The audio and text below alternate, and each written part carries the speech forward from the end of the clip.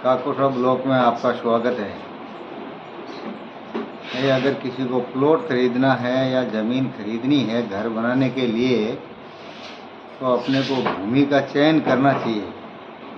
तो भूमि का चयन बोले तो कैसी भूमि रहती है वो अपने लिए फ़ायदेमंद होती है, और कौन सी भूमि अपने लिए अच्छी रहती है।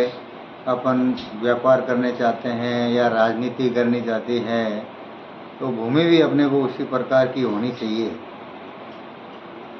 अंतिम भाग में क्या है, भूमि का अपन सही से चयन कर लेवे तो उसमें कोई भी तरह की बाधा नहीं आती है।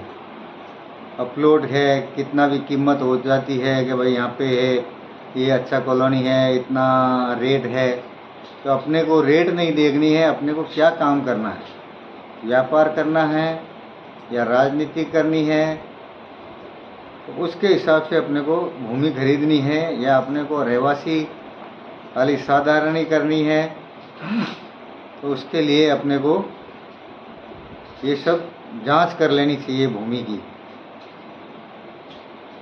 तो उसका परीक्षण करके ही क्रियावान शुभ विधि परीक्षणों के ऊपर भूमि करके क्षेत्र पूजन व संभव हो तो सेल से शोधन भी करना चाहिए। बाद में मिट्टी का प्रकार के अनुसार भूमि का वर्णन विचारना चाहिए।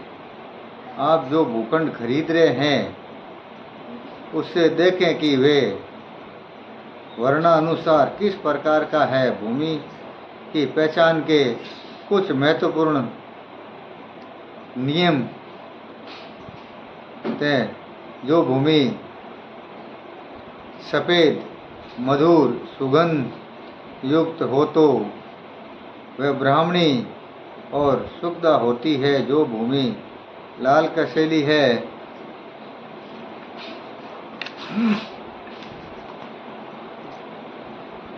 रक्त गंध युक्त हो तो वह क्षत्रिय व राजपर्द होता है। जो भूमि हरे पीले खट्टे शहद श्रद्ध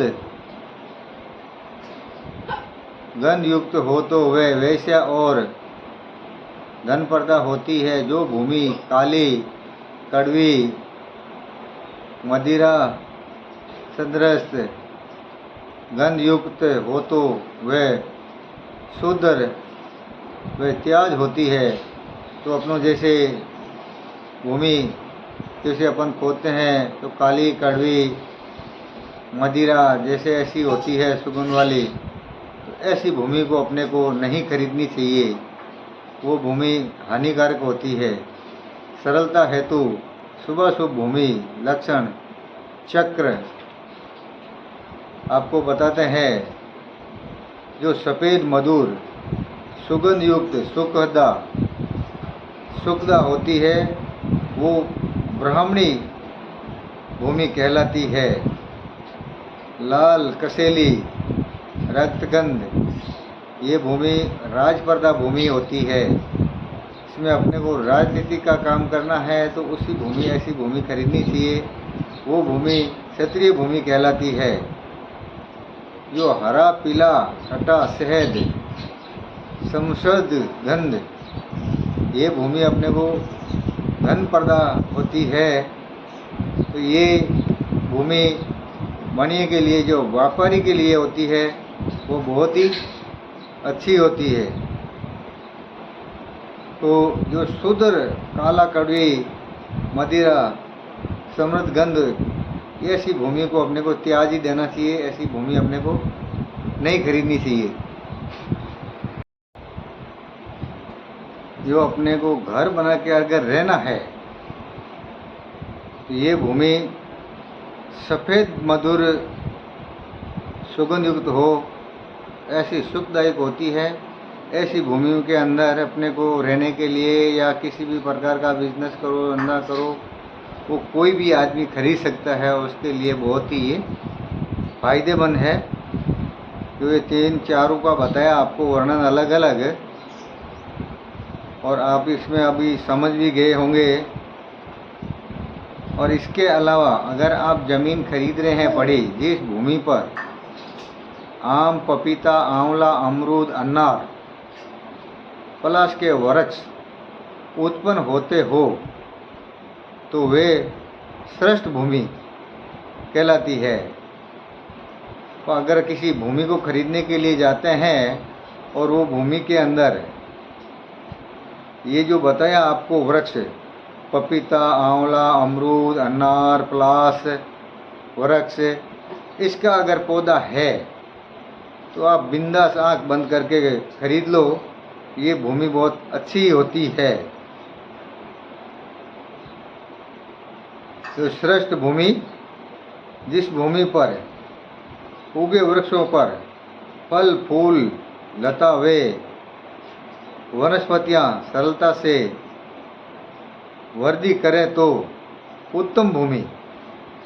जिस भूमि पर खट्टे हुए कड़वे फलों वाले वृक्ष, शमी, नीम, आकड़ा, खेजड़ा आदि उत्पन्न हो, तो मध्यम भूमि कहलाती है। जो आपको ये बताए हैं, जैसे जिसमें खट्टा फल होता है, उसमें नीम का पेड़ होता है, खेजड़ी आदि है, ये भूमि भी अच्छी मानी जाती है। ये मध्यम भूमि है, इसमें कोई तरह की दिक्कत नहीं है। आप ये भूमि भी आप बिंदास खरीद सकते हैं। जो भूमि कांटे, झाड़, संकाड़, बेर, किक्कर जैसे बहुलिया वृक्ष उत्पन्न हो, वह भूमि सामान्य होती है। अगर कांटे और झाड़ियादार भी भूमि है तो ये भी सामान्य भूमि कहलाती है। उसमें भी कोई दिक्कत नहीं है, वो भी आप आराम से खरीद सकते हैं। तो भूमि ऊबड़ खाबड़, ऊंची नीची, टेढ़ी मेढ़ी, फटी हुई या फिसलने वाली, मलयुक्त, बाम या बिलयुक्त, अस्थियाँ दबी हुई और जीव जंतुओं से आक्रामक भूमि पर भवन का निर्माण नहीं करना चाहिए। तो आपको बताए हैं कि जिसमें टेढ़ी मेढ़ी हो, जगह जगह से फटी हो और फिसलने वाली ज़्यादा हो, और जिसमें ज़्यादा से ज़्यादा जीव जंतु का खड्डे हो, बिल हो, तो वो भूमि अपने को घर खरीदने, प्लॉट खरीदने के लिए कभी भी नहीं खरीदनी चाहिए। ऐसी भूमि रोग, कष्ट, दुख व धन हानिकारक है। तो अगर आप भूमि खरीदते समय ये भी देखें, नेत्रीय और वायु कोण में उन्नत भूमि, गजपृष्ठा, मध्य व उन्नत और चारों ओर से वनवत भूमि, क्रम पृष्ठा, पूर्व, आग्नेय व ईशान दिशा में उन्नत और पश्चिम दिशा में अवनत भूमि, दैत्य पृष्ठा और पूर्व पश्चिम दिशा में लंबी व दक्षिण उत्तर दिशा में उन्नत भूमि, नागपृष्ठा होती है। गजपृष्ठा भूमि और कर्मपृष्ठा भूमि शुभ अर्थात धन, धान्य, यश, सुख वे दिधार्य युकारक है, जबकि दैत्यपृष्ठा और नागपृष्ठा भूमि अशुभ है, अर्थात कलहकारी, पशु, पुत्र वे धन आदि हानि वे शत्रु भय कारक है।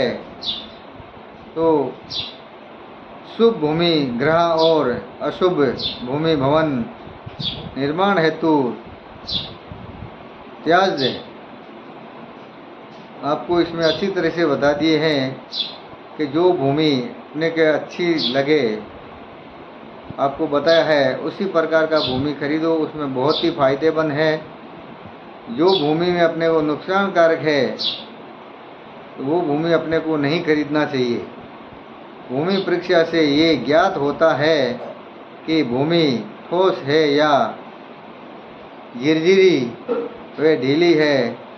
तो झिरझिरी ढीली व पोली भूमि गृह निर्माण के लिए अनुपयुक्त है।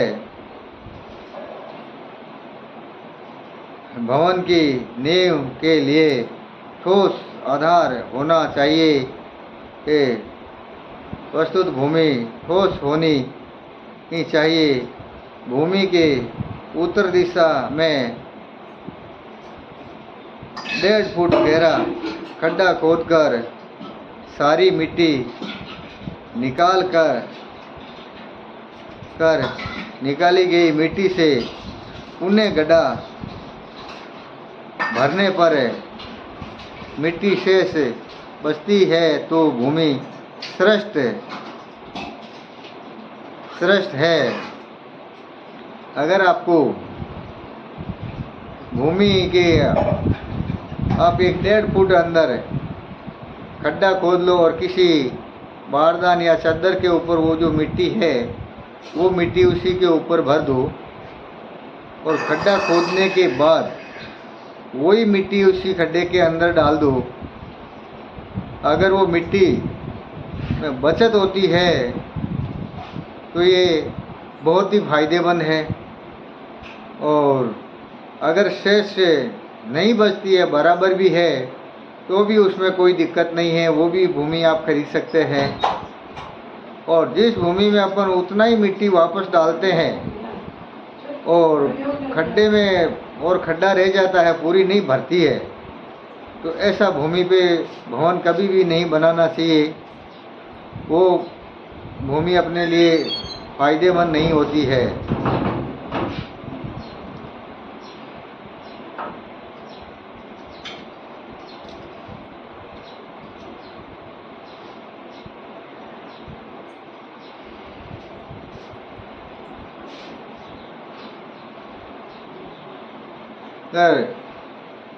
भूखंड के उत्तर दिशा में 1.5 फुट का गहरा खड्डा खोदकर मिट्टी को अपन ने निकाल लिया है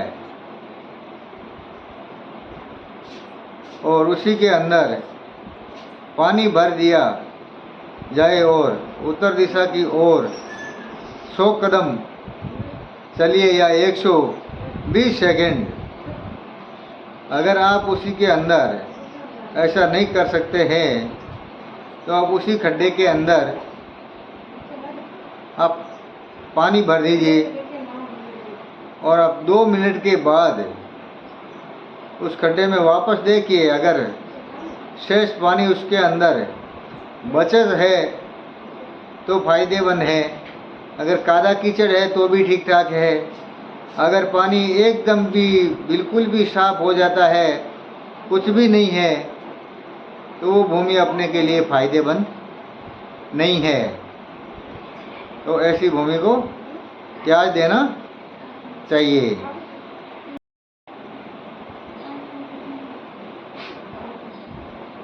आकार की दृष्टि से प्रकार भूखंड सर्वश्रेष्ठ आयताकार माना है। भूखंड श्रेष्ठ में वर्ताकार भूखंड शुभ होता है। षष्ठकोणा कारक, षटकोणा कारक, अष्टकोणा कारक, गोमुखा कारक, सिंहमुखा कारक, भद्रासन भूखंडों में काकमुखी भूखंड भी भवन निर्माण की दृष्टि से शुभ है। आकार की दृष्टि से त्रिकोण कारक, चक्राकार, षटाकार, शुभाकार, धनुषाकार, तबलाकार, मृदंगाकार, घंटकार, चिमटाकार, अखाड़ाकार, विषबाहु और वर्ताकारक भूखंड अशुभ होते हैं।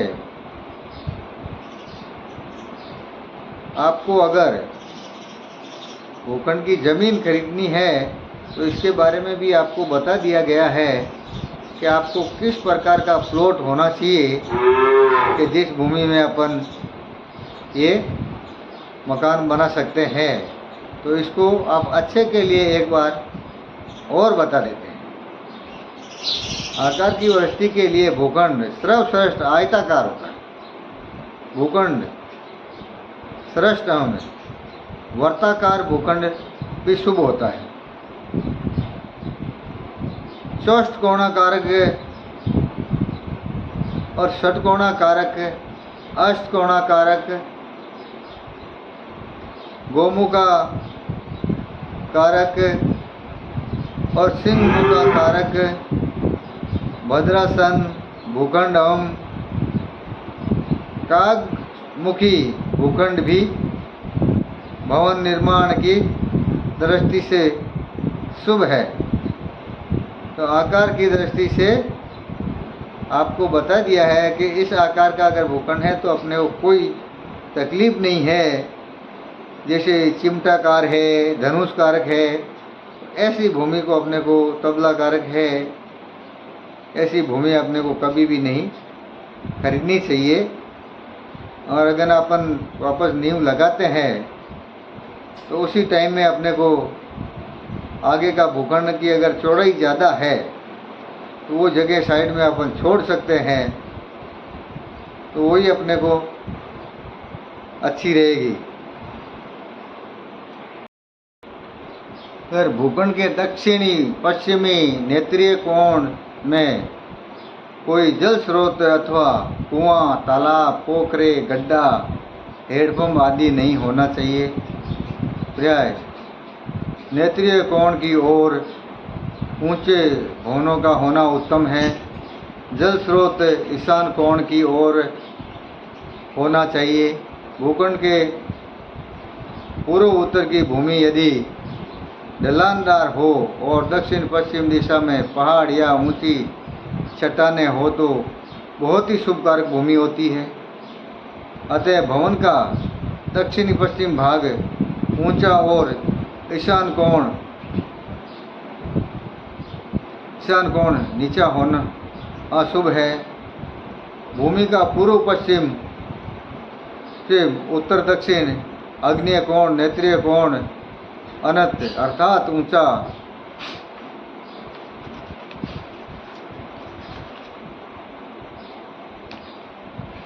होना जरूरी है।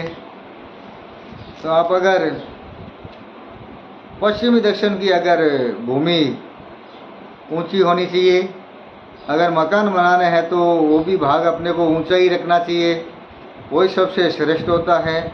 तो सब जगह अपन भूमि खरीदते हैं तो अपन इतना देखते हैं तो शहरों के अंदर नहीं मिल पाती है। बाकी खास जो अमुक जगह है वो अपने को देख लेनी चाहिए क्या है, कैसा है, तो उसके हिसाब से भूमि खरीद के अपने को मकान बनाना चाहिए। ये आपको जो बताए हैं हम आपको पूरी जानकारी है भूमि खरीदने के बारे में ही बताया है, प्लॉट खरीदने के लिए। तो इसी प्रकार की आप भूमि खरीदो तो उसके लिए बहुत ही फायदेमंद रहेगा। और ज़्यादा से ज़्यादा चैनल को शेयर करो, कमेंट करो, और जो भी भाई किसी को अगर कोई चीज़ अगर पूछनी है तो आप कमेंट के अंदर पूछ सकते हैं। कोई भी वास्तुशास्त्र के बारे में, आपको किस प्रकार का घर बनाना है, कौन सी दिशा में आपका दरवाज़ा रखना है, और अगर पुराना घर बना भी है तो उसके बारे में भी हम आपको इसके बारे में एक वीडियो बना के दे देंगे, तो आप देख सकते हैं।